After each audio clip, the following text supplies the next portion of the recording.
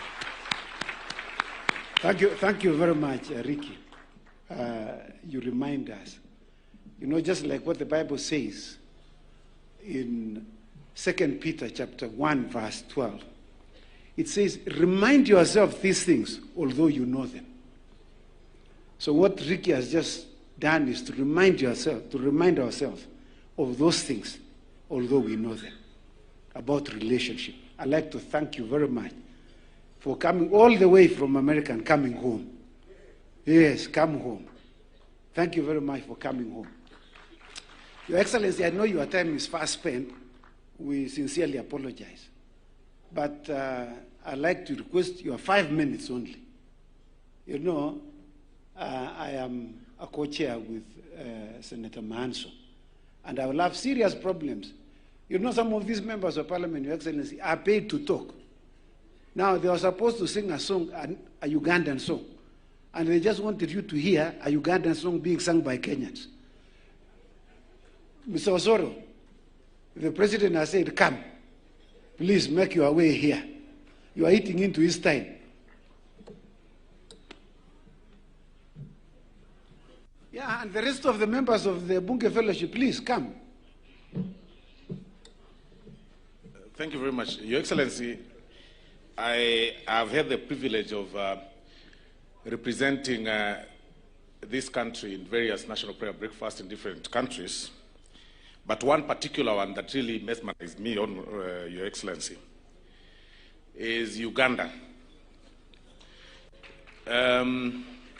Although it's called a national prayer breakfast, sometimes we start at 1. So recently I asked the Honorable David Bahati, who is the chairman, and the Minister for Trade, why we are starting so late. He told me even if it's at 1, handle this particular lunch as breakfast. We'll still start. And then he says, Tukutendereza Yesu, which means glory to God, that you dedicate the entire day to God. It is my humble pleasure, Your Excellency, to invite the members of parliament from Uganda, the Ugandan delegation, led by the Honorable David Bahati, to join us in singing this particular song. I see the Honorable Alfred Enda Kazi. Here Enda Kazi ni kuenda kazi, it's not somebody's name. Karibuni.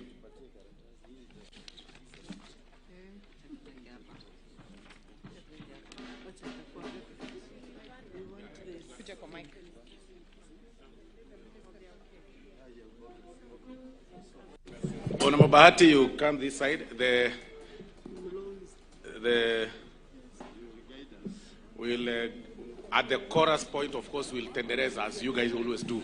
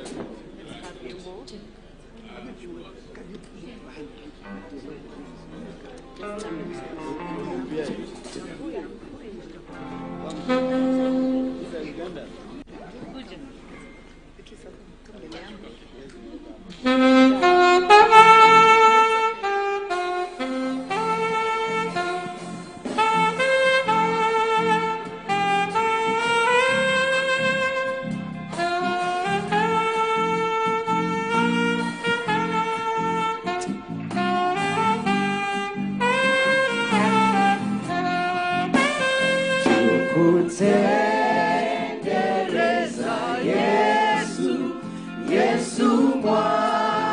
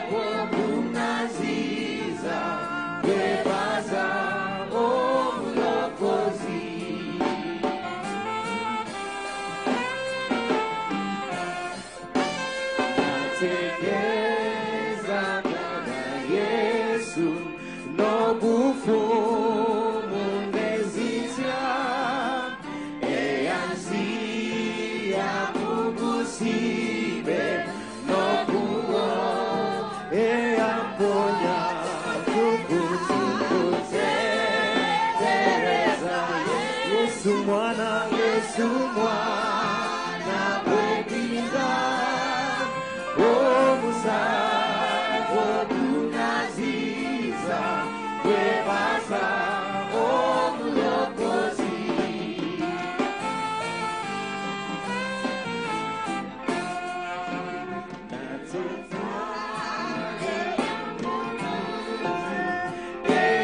eyaponya wachisa Yesu afumanya susera bulijo yebazibwe tukutendeleza Yesu Yesu mwana kwendina omsa wokunaziza webaza omulokozi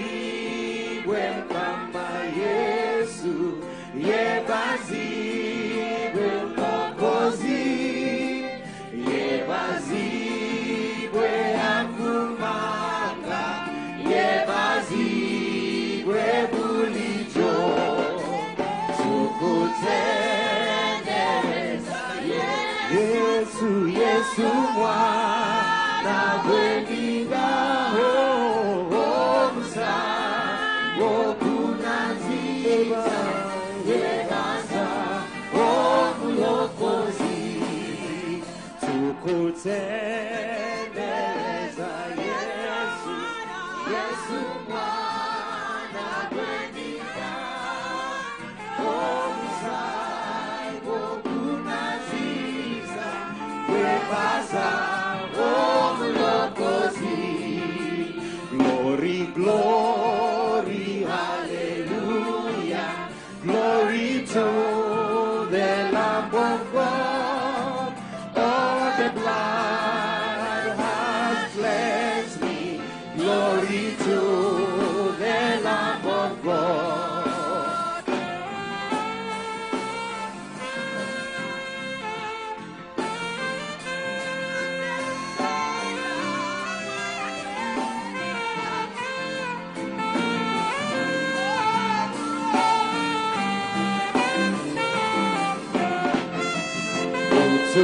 Utukufu, haleluya, sifa kwa mwana-kondoo, damu imenisafisha. Utukufu kwa Yesu, utukufu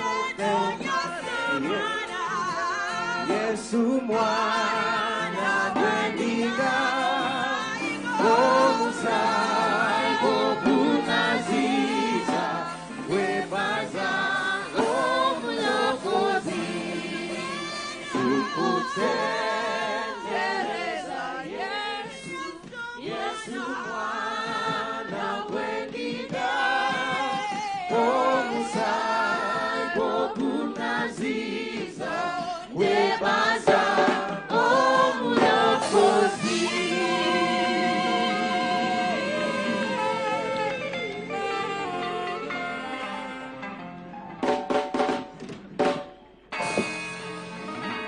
Hello. As we thank the choir, I'd like to ask the Ugandans to remain behind. Please, the Ugandans remain behind. Starting with my very good friend, Waziri Bahati. Please remain behind. You know, Your Excellency, whenever we go to Uganda, it is the tradition of Uganda that we normally take a photo with the president of Uganda. And they said, you must reciprocate here. So Your Excellency will call you to come in front here, come on stage, to take a photo with the Ugandans, excluding Kenyans. Thank you.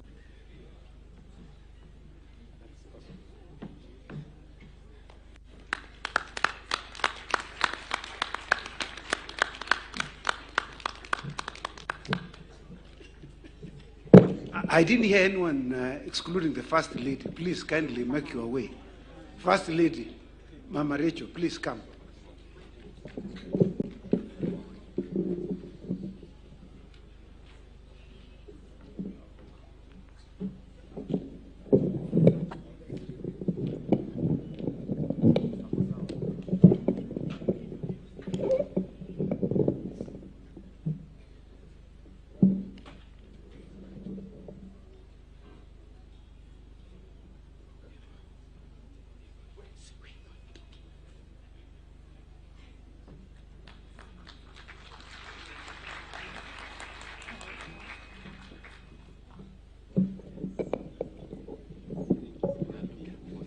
Thank you very much, Your Excellency and Your Excellency, for accepting to come for the photo with the Ugandans, so that next time we are also not denied when we go for their national prayer breakfast. You know, there must be some reciprocal arrangements, and this is one of them. Your Excellency, without wasting too much time, I'd like to request the Honorable Speaker to kindly come on stage so that he can take over from there. The Honorable Wright, you know, he's my senior, so I'm always very careful. You know, Your Excellency, I went to his office one time when I was a young man, looking for pupillage, you know, when you have just finished university. And when I walked to his office, he told me, I'm so sorry. You were just late by 5 minutes. I would have taken you. I just took your colleague. So I hope I'm not late by 5 minutes in inviting you to come. Please kindly come.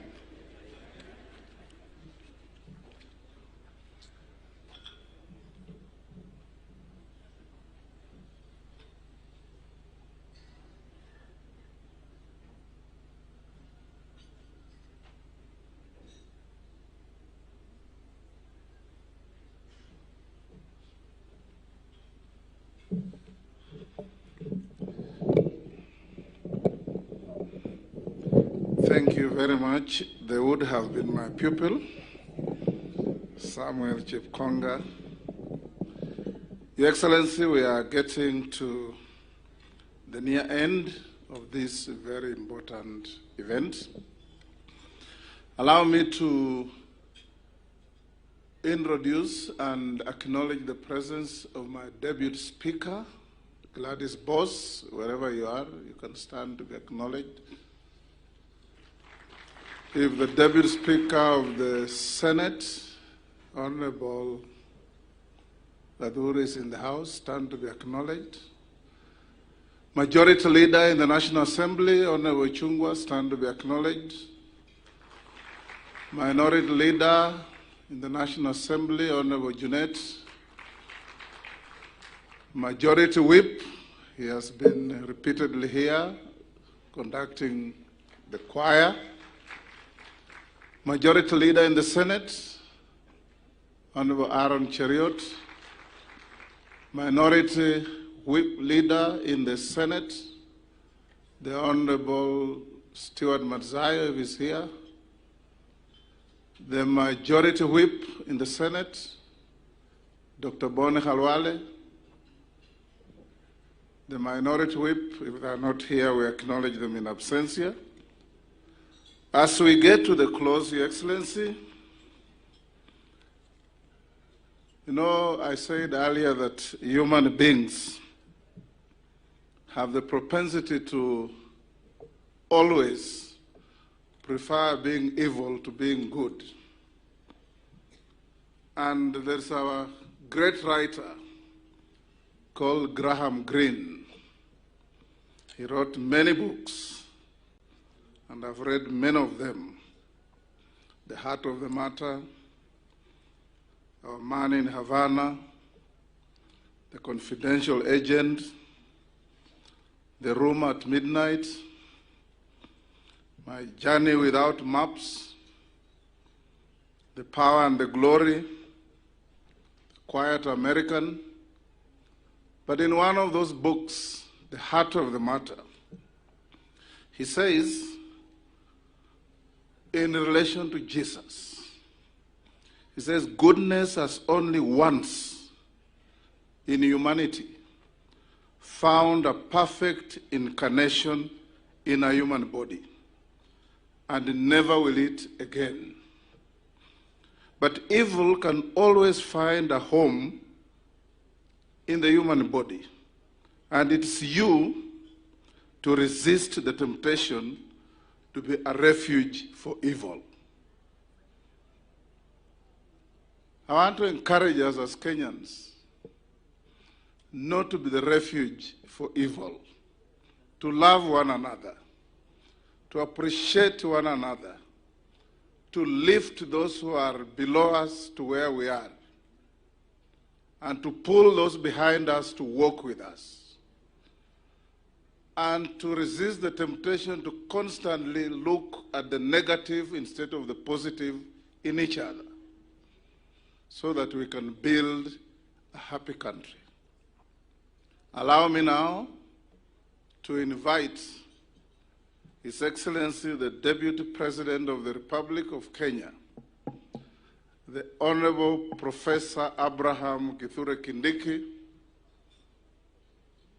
to whom I have the distinction of having been his boss in the legal profession at one time. And as the paradox of life takes us, now he's my boss in the political arena. I invite him to come and say a few words, not amounting to a speech, and invite His Excellency to give us the keynote speech of the day. Thank you.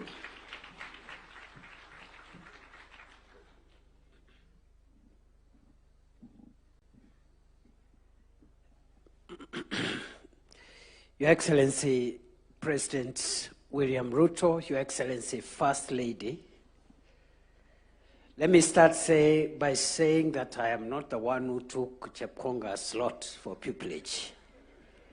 Other than that, what Speaker Wetangula said is correct. I once worked in his law firm many years ago.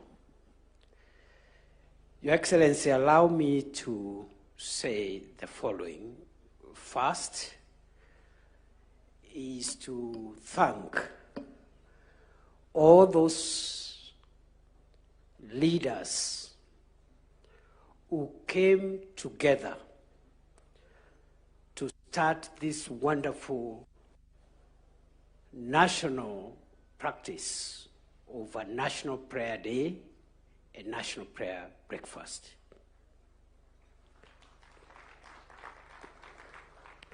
I grew up in a family of a Methodist cleric, and there was some little message in our living room,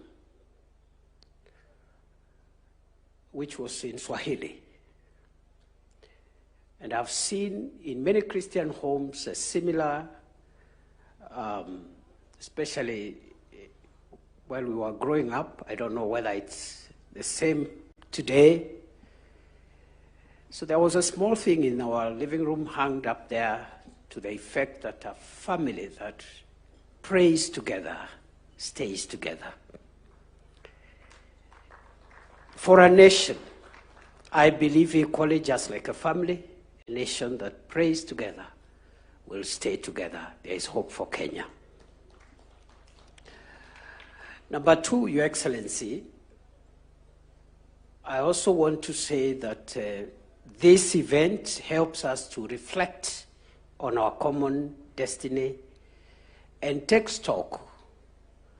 And I believe it's the practice in many other countries that have a similar tradition. It's good to take stock of our journey as a nation, so that we can look at what we've done well, maybe what we have not done so well, and from the scriptures and the sharing and the songs and the prayers which have been made here, we have had good moments and maybe other moments which we would have done better.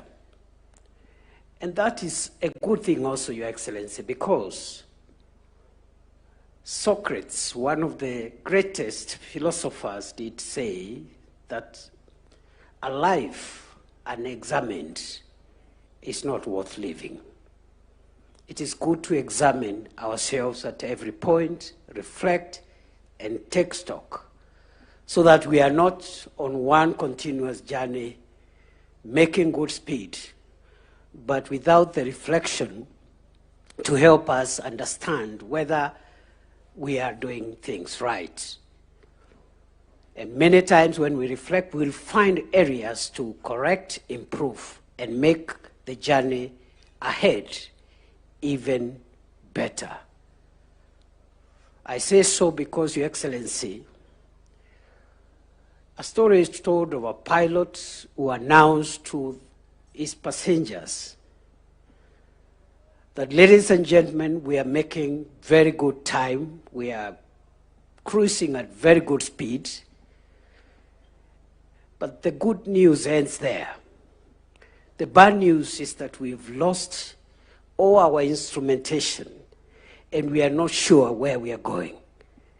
So if we do not have time like this to reflect on our country's journey, we may miss one or two things there, and just like this pilot, be making good progress, but we are not sure that we are making progress to our destination.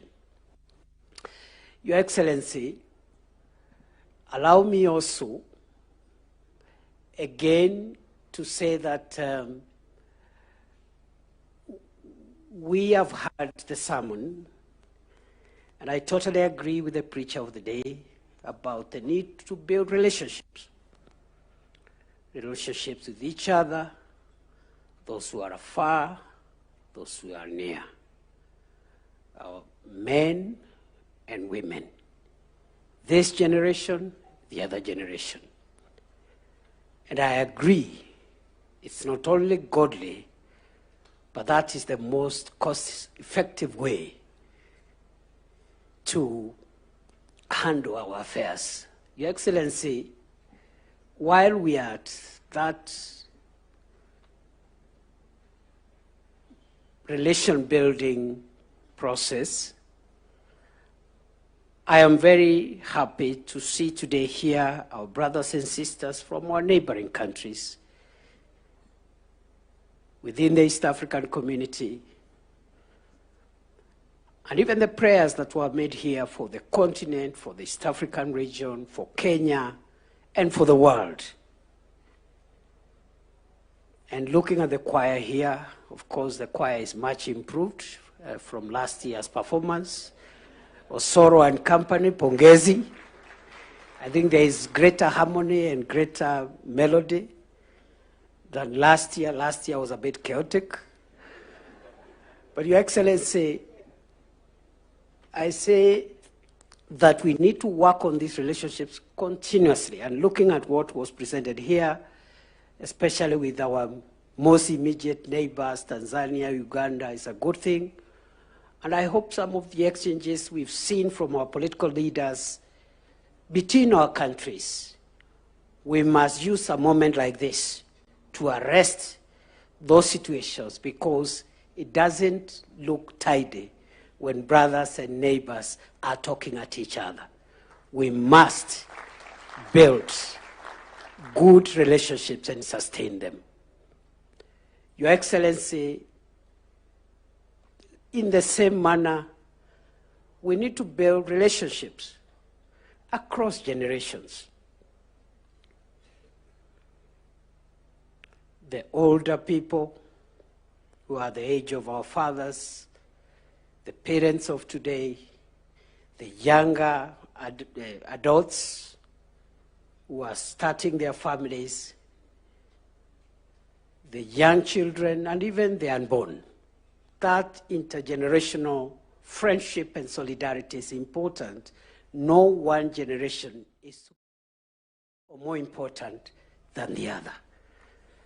So I agree with the message of today's speaker, who's quite inspirational, that perhaps as older people, we need to treat our children who are now adults a little more respectfully, listen to them, and where we go wrong, there's no harm in acknowledging that we've not treated them maybe the way they expected us. However, equally, we respectfully request our children also to respect authority and also agree to be mentored and supported so that mutually, even as we respect them, hear them, apologize when we are wrong, they should equally respect older people, even if not for any other reason, simply because they are older, because there are things that you will not learn in any college. You will only learn them in the school of life. Your Excellency, therefore, as much as we agree with the need for us to reconcile and build relationship with our children, we respectively request our children also to realize that there is a role we can play, not necessarily in terms of science and all the beautiful things they know from the internet, but a few tips here and there that could make their otherwise powerful lives even more powerful going forward. Your Excellency, I want to stop there, and I want to say that the National Prayer Breakfast is a good tradition. It's a place to soberly look at the progress we've made as a country and acknowledge the strides we have made and also the challenges we are facing as a nation. And when we go back to prayer, we will find the solutions to our national problem, undoubtedly. I want to end by illustrating that point with the story of a Christian boy who got lost while playing in the neighborhood. And when he got lost, he was found by an adult. But he could not remember exactly where their house was. But his father was a cleric, was a pastor. And they lived next to a church. And there was a big cross on top of the church next to the home of this little boy who had gotten lost. And so when the adult asked this boy, "How do I help you, son? How do I get you back home?" The little boy could not remember the name of the street, could not remember the corner next to their home, but he remembered that their home is next to a church, and there's a cross on the church. And so he said, "If you take me near the cross, I will find my way home." Likewise, this breakfast, as much as we return here every year, it will bring us back to our destiny and redirect our nation to where it is supposed to end. I want to thank all of us. I was warned not to make a speech. I have ended up making one, but it is too late now for the speaker to take any sanctions against me, because at this moment I want to ask us to be upstanding as we invite His Excellency President William Ruto to come and address us. Please, a round of applause for His Excellency the President.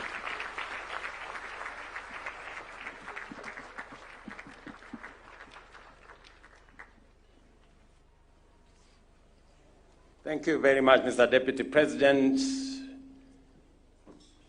Excellencies, honorable members, ladies and gentlemen, good morning and take your seats.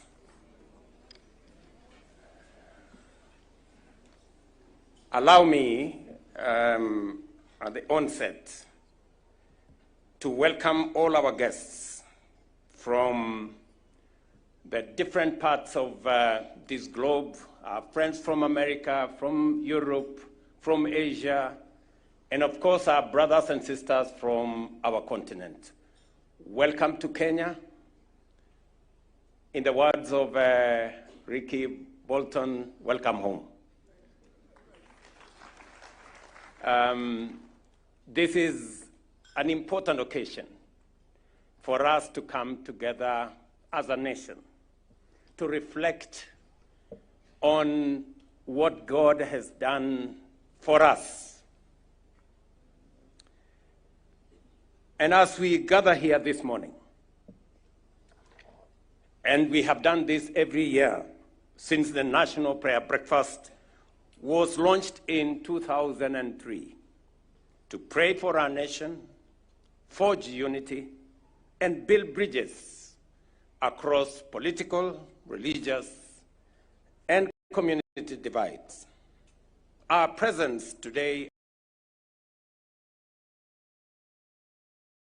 affirms the National Prayer Breakfast's pivotal role as one of Kenya's most unifying platforms for national reflection, grounded in the bipartisan end of our nation and led by our parliament. The scripture in Nehemiah 2:20 tells us, "The God of heaven will prosper us. Therefore we, his servants, will arise and build." It is on that basis that we have this year's theme. Let me repeat, the God of heaven will prosper us, and therefore we, his servants, will arise and build. This verse captures the essence and core message of our gathering today.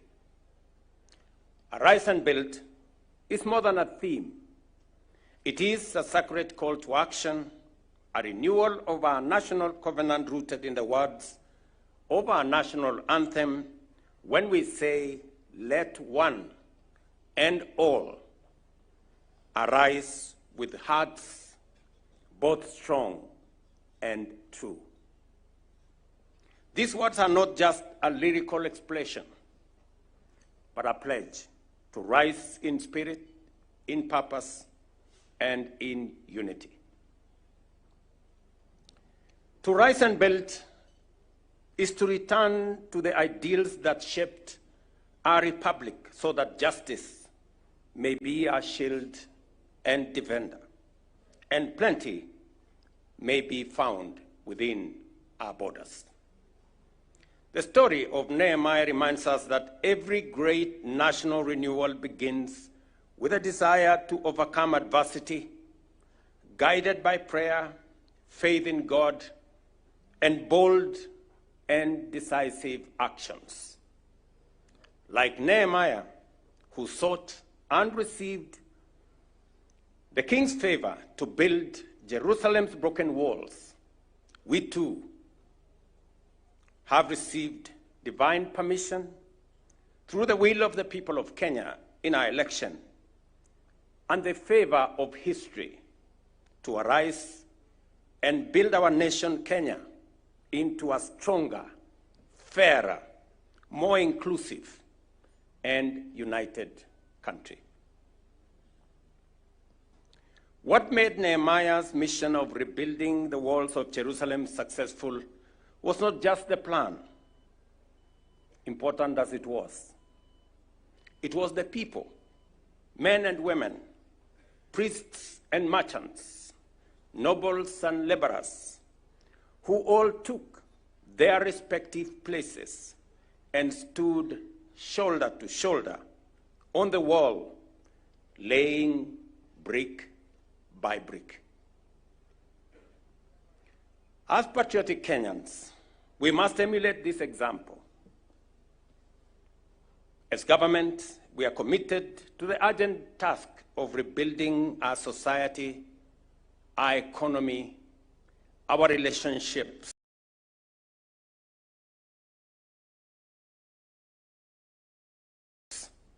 and uplifting those at the bottom without leaving any Kenyan behind, strengthening our institutions, healing our politics, and securing lasting peace and understanding among us. And I associate fully with a sermon and the reflection that has been exposed to us by Richie Bolden, our speaker today. And Ricky, let me tell you, you're most welcome home. You are most welcome home. And while you are in Kenya, enjoy every bit of what Kenya has to offer. You are in the midst of brothers and sisters and friends and relatives and compatriots. And when you go back to America, please take our greetings to the great people of your country. And you have spoken to us the word of God in a very special way to build the relationships as we do everything else that we're doing, rebuilding our country, in the midst of the challenges that exist, that we must, as we build our nation in every other aspect, we must also build relationships between ourselves, between us and the people on the other side of the aisle, between us and the generations that are ahead of us and the generations that come after us, between us and our neighbors, between us and the countries of our region in the East Africa, the African continent, and globally. And that is why in this prayer breakfast, we have people from across the world. We have seen people from different parts of the world come and fellowship with us on this occasion as we build a globe that belongs to all of us in a shared world. And from where I sit, there are many things that we can say, but equally, we have many things to thank God for our nation. There are many, including very senior people globally, who told me to my 3 years ago, today inflation in Kenya is at 4.1. It had actually gone down to 2.8. Our exchange rate was at 167. Today, for the last 10 months, our exchange rate has stabilized at 128, 129 shillings to a dollar. Today, our foreign exchange reserves are stable. Yesterday, I had an occasion to look at the numbers with Rosalyn, our principal secretary for diaspora. I don't know whether she's here. And speaking to diaspora and what they are doing in supporting our nation. In the last 2 years, people in diaspora have contributed resources to Kenya, going up from $4 billion. Last year, we reached $4.95 billion. In other words, our diaspora has contributed an extra close to $1 billion for the development of our nation. And so we can count as a blessing that God has healed our economy. I also want to thank God for what he has done to us, especially in our agricultural sector and food production sector. A few years ago, not too long, we had stunts in our streets because of hunger. I must say, and I must thank God, that God has given us favorable weather. And we want to thank God for the rains in our nation. For the last 2.5 years, we've had favorable weather. Our agriculture is doing well. We have increase in our tea sector. We have a better paying coffee sector. We have reformed our sugar sector. It is doing well. And our tea and our milk dairy sector is equally improving. We thank God for the blessing of having food on our tables, for having our agricultural sector moving in the right direction. Let me also say this. Our children are a heritage given to us by God. And the best gift we can give to our children is to make sure that they have the best education.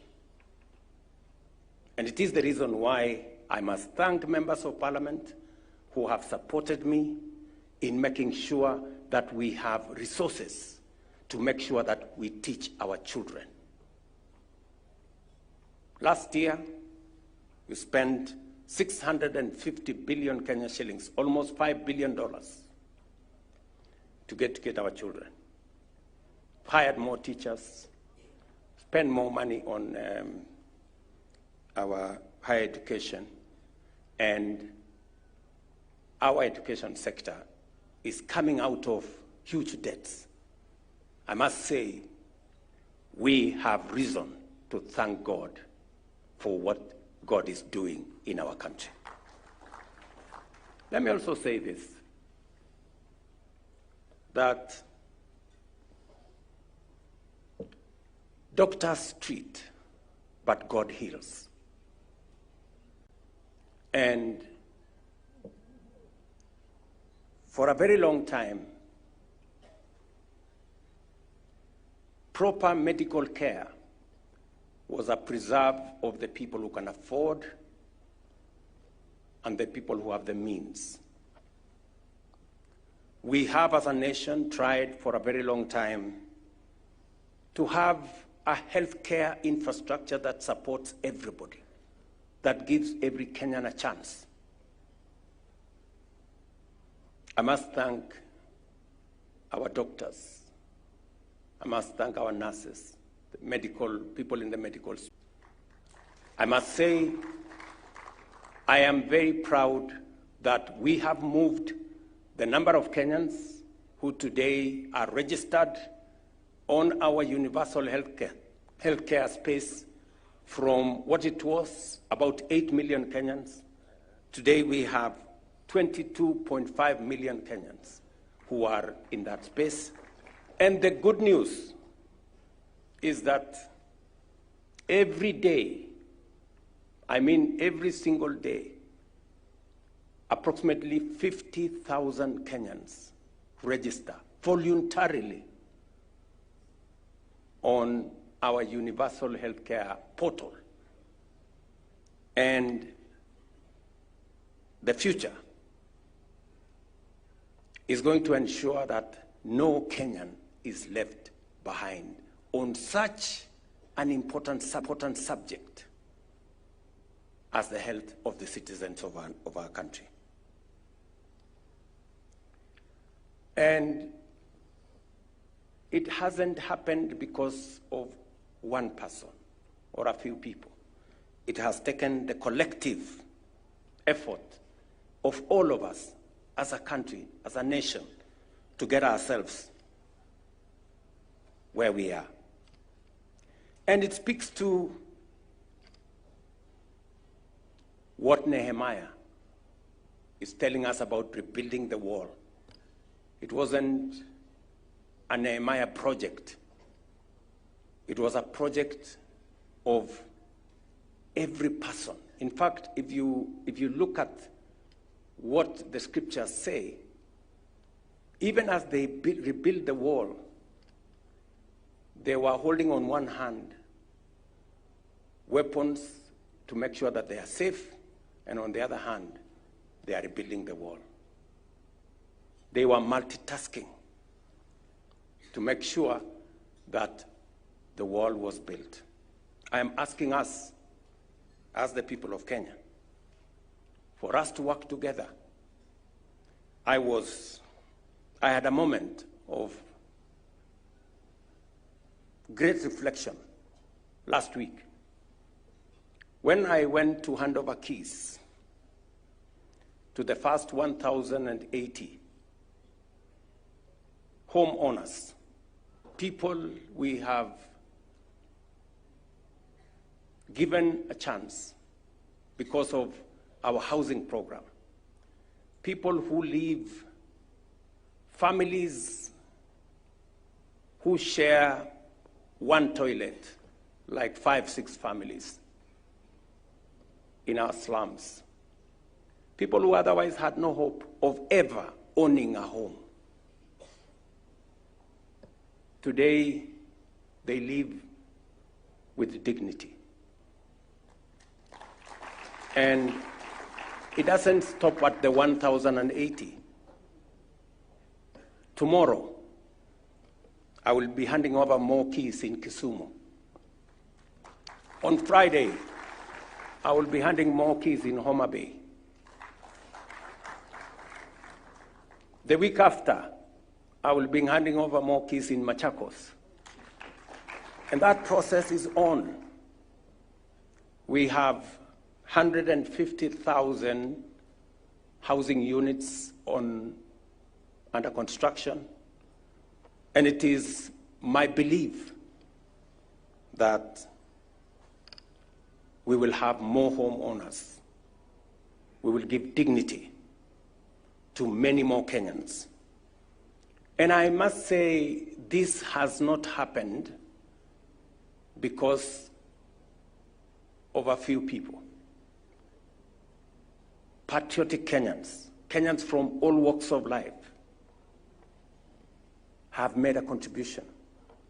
The people who are making their contribution to the housing fund, the engineers, the masons, the carpenters, the electricians, and everybody in between have made their contribution as we rebuild our nation and lift people from a place of indignity and put them at a place where we can all be brothers. I must thank members of parliament also and county governors. We've worked with them, identifying places where we can do markets, worked with the universities and colleges to identify places where we can do hostels, so that again we can give dignity to our business people and our children in our universities and colleges. We will continue to do this together, and we must be careful to thank God for the blessing of a great country that we have and the strides that we are making together as a people. And even as we rebuild relationships amongst ourselves, with our sons and daughters, with our children, with neighbors, with our neighboring countries, and all round, we must be careful always to thank God for what God has done to us and for us as a nation.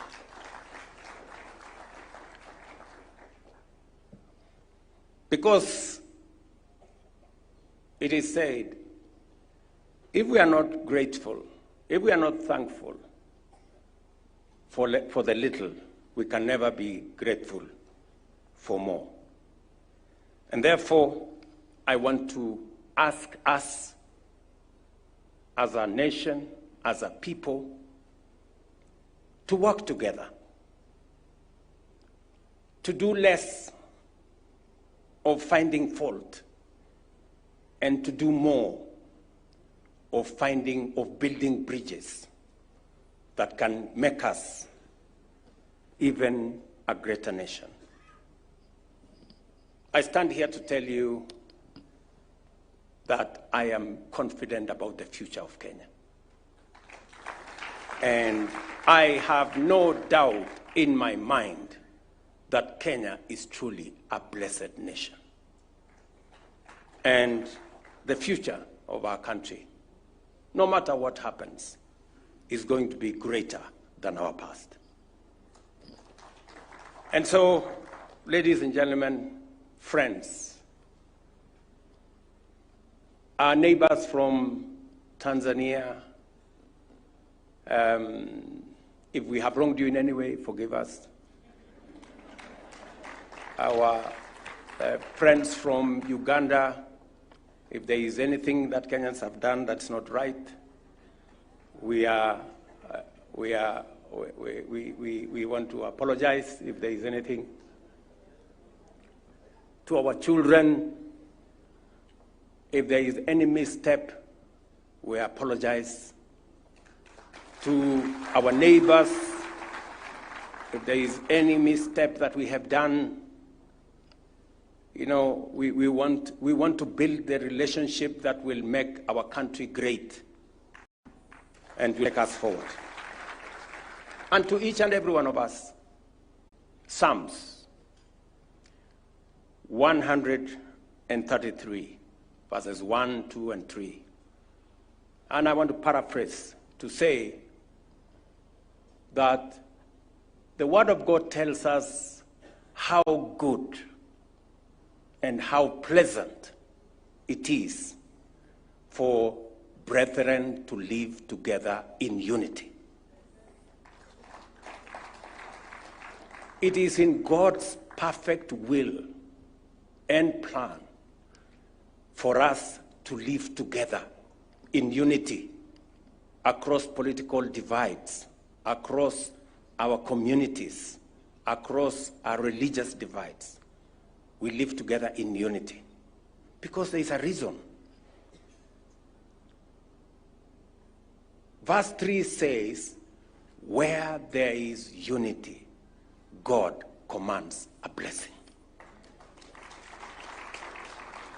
There is a dividend for unity, and that dividend is God's blessing. And so, friends, as I speak to the future of this great nation, I will paraphrase the words in Daniel 11:32 that say, for those who know their God, they will be strong and they will do great exploits. Because as a nation we know our God, the God we believe in, this nation is going to be strong and we are going to do great exploits. Thank you very much. God bless you. God bless our country. God bless our neighbors. And God bless our friends who have come to join us today. Asanteni sana.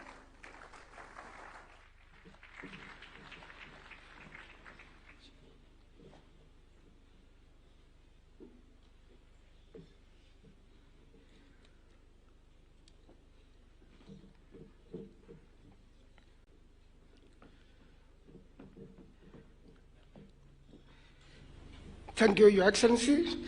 Let me call upon the Speaker of the Senate, the Honorable Kingi, to come and give a vote of thanks.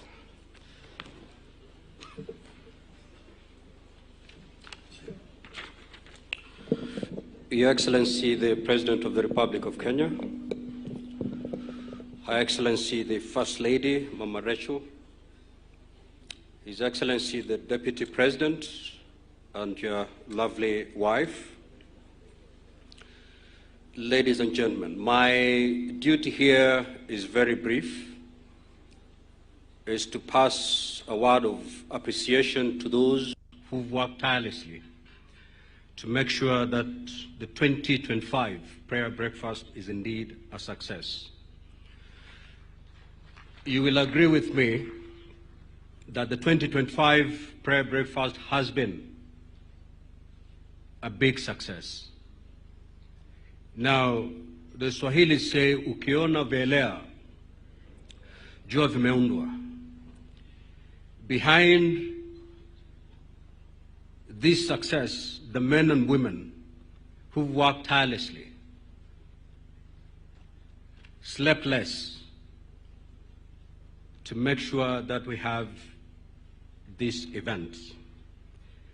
These are the people I'd wish to acknowledge and appreciate for their big support for making sure that we have this wonderful event today. But first, allow me to thank the Almighty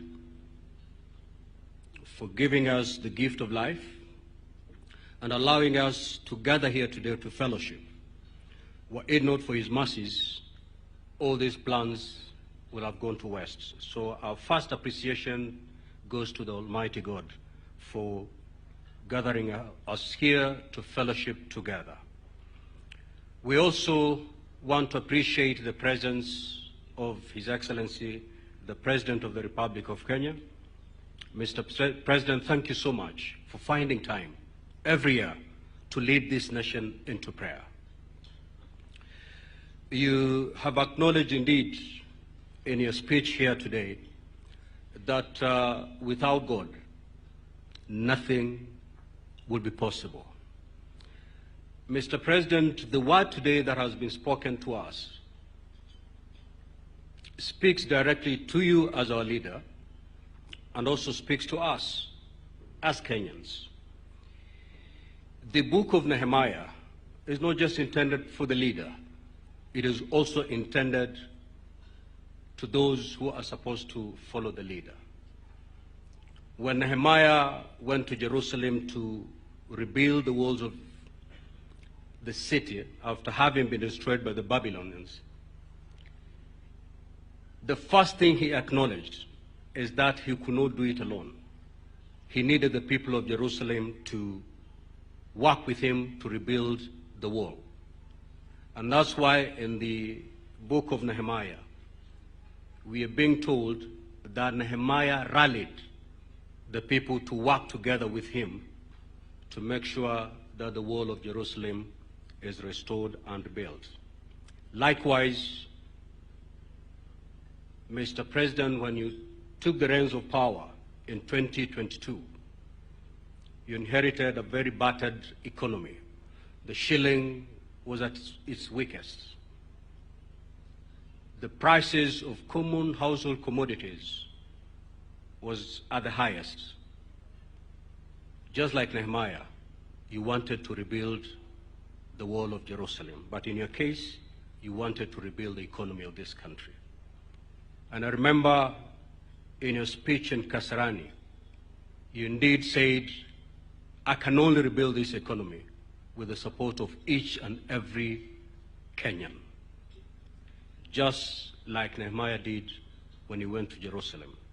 And therefore, to fellow Kenyans, our president could be well-meaning.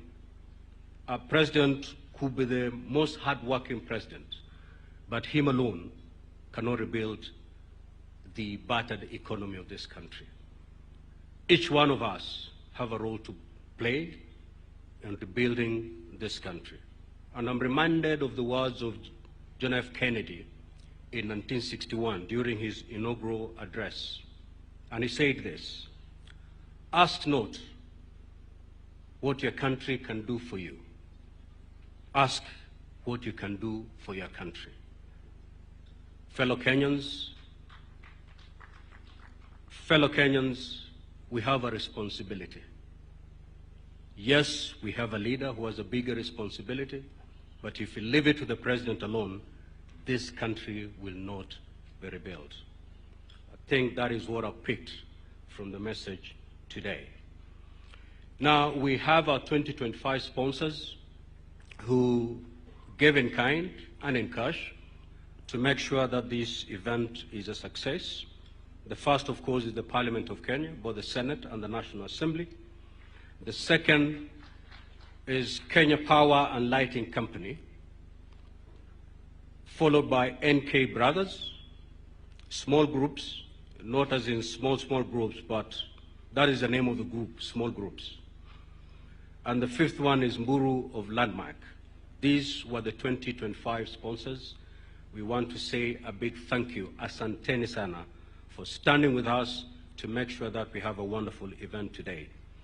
Now, we have the legacy sponsors, ABC Bank, Almasi Beverages, APA Insurance, Bamburi Cement, Bidco Car and General, Cooperative Bank, World Vision, Stardom Hotels, Sanlam, Safari Park Hotels and Casino, the Privatization Commission, Parklands Baptist Church, National Cohesion and Integration Commission, NK Brothers Limited, Makiga Limited, Qual Agencies, Jumbo Chem Kenya Limited, East African Portland Summit, DT Dobi Kenya, Wonder Joy Party World, and small prayer groups. These are the institutions that came out to stand with us to make sure that today we have this very, very successful event.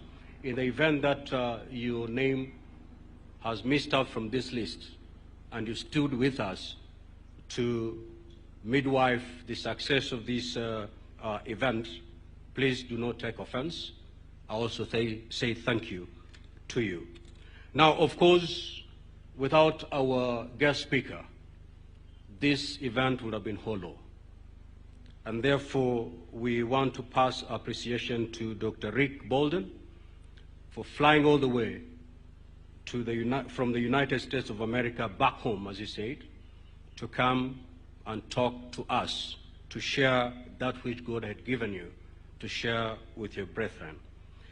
Lastly, to all participants from within and beyond the Kenyan borders, thank you so much for finding time to come fellowship with us, pray with us, worship with us, and praise the Lord with us. This tent is such a wonderful dome, but without you having found time to come here, certainly it would not have served its purpose. So thank you so much for finding time to come and commune, to worship, praise the Lord with us. I want all of us, look at your neighbor on the right, shake his hand, and tell him thank you so much for finding time to come to fellowship with us. Thank you. Asante.